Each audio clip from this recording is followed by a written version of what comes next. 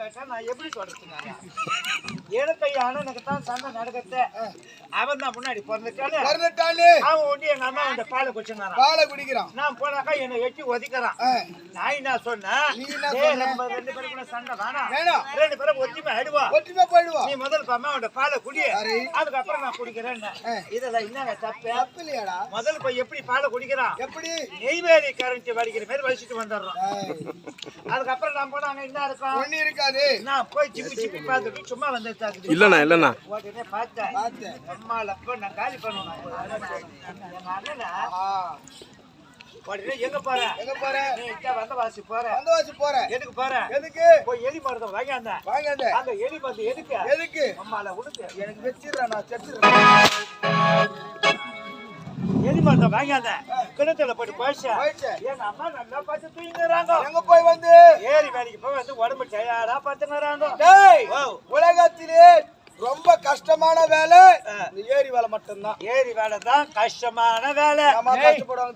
வேலை செய்யறாங்க ஏரி வேலையில. என்னென்ன வேலை எடுத்துக்கிறாங்க? ஏரி வேலை ஆட்சி எடுத்துக்கிறாங்க. இருக்கிற ஆட்டு ஆட்டெல்லாம் ஓட்டிக்கிறாங்க. நடு ஏரியில மட்டும் கட்டிடுறாங்க. ஒரு வேலை தீர்த்துட்டா 2வது வேலை எல்லாருக்கும் வந்து பேரை கொடுக்குறாங்க. அது கேக்குதா இல்லையா?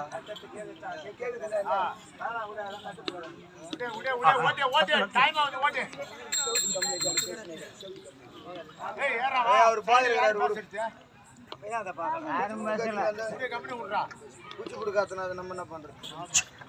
போய் வந்து எங்க அம்மா நல்லா தீங்குறாங்க. ஏரி வேலைக்கு சாரி அந்த எலி மருந்து பைசா வேற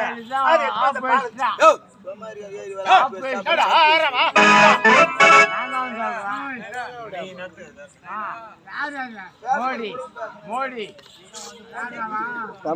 தலைவரா